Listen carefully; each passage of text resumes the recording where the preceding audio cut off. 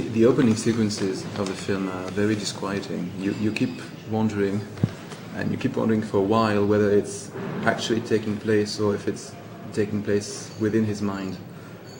Yeah, that's good. Can you comment on that? Or? Well, I think that stuff's just so sort of. I was just trying to make trying to do like Jacques Tati style stuff, It's so ironic that they're doing this retrospective, because I was just trying to do my hardest to make a Jacques Tati movie, really. What also struck me... Nice. That's nice of you to say that. That's good.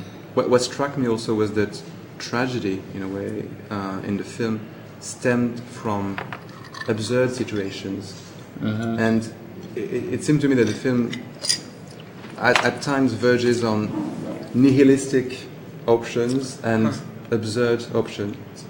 Sometimes a little bit of surrealism also. Mm-hmm. Are there notions that you have in mind consciously? Or? No, nothing nihilistic. No, not at all. I would try to do the opposite, to try and make an audience picture, for entertainment. I want to make a real entertainment movie, like a really entertaining. But what do you mean exactly? Because nihilistic? Because I don't want it to be like that. There's a lot of I mean that in a good sense. The main character destroying things. Okay. Yeah. And then of course trying to build up on that. Yeah. But it seemed to me that there are some surreal notions in the film. Yeah, there are. You disagree on that? Or? No, I couldn't argue with you. I mean, it's just the kind of thing where you don't really. I know that it's pretty surreal when the car flips over. I know that there's the harmonium drops it, but it's really just things that you do that are devices to allow the rest of the story to happen. To maybe sort of bring an audience in. It's really just sort of like playing a big hit song at the beginning of your concert so that everybody will keep listening to the rest of your songs. It's a little bit like that. It's just, I think, it's just trying to have fun. It's just to have fun with it, really, So, but there is a social commentary in the film, in the sense that you tend to look at consumer society so as to reveal its perversions. In a way, I'm thinking of, the scene in the grocery store, but there's a couple of other scenes that come to mind. Well, it's funny because I do. I certainly don't think about those things when I'm making the movie, but I certainly think about those things a lot. Do you know what I mean? It's not as if it's a very direct choice made in telling the story of the movie. It's in the backdrop of your mind. I think that it just gets in your head so much that it's getting in there, because that stuff is a complete preoccupation in my mind when I'm not making the movie. Do you know what I mean? So any intention is purely just whatever's flowing through my blood or bothering my brain right now. And then I think that what happens is you don't really know what the fuck you're doing when you're making a movie. Maybe you have a few ideas. You've got like 3 or 4 that you want to do, and you know how to make them. But the rest of the time, you're just chasing the ideas. You're just fucking making it up as you go along, and that with time and perspective, you can go, okay, that made sense. Oh, that made sense. Okay, that's good. That's amazing. I never would have thought that would have been interesting. And now that the movie is completed, what would you say is according to you, a social commentary on consumer society precisely? Oh, come on, that's too complicated a question. I need to see it again Sunday night.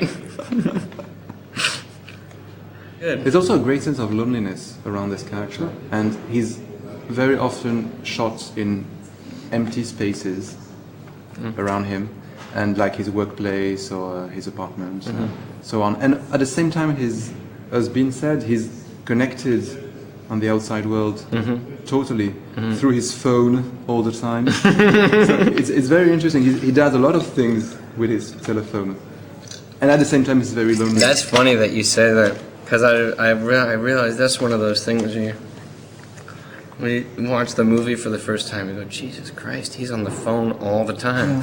He just can't. He can't he can't really talk to anybody unless he's on the phone. Even have sex with anybody unless he's on the phone. When it's for real, he can. Well, there's no denying you guys got the movie. I'll tell you that. I think I'm so happy right now. I just don't know what to do with myself.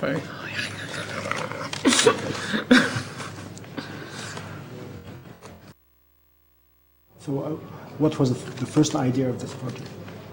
I think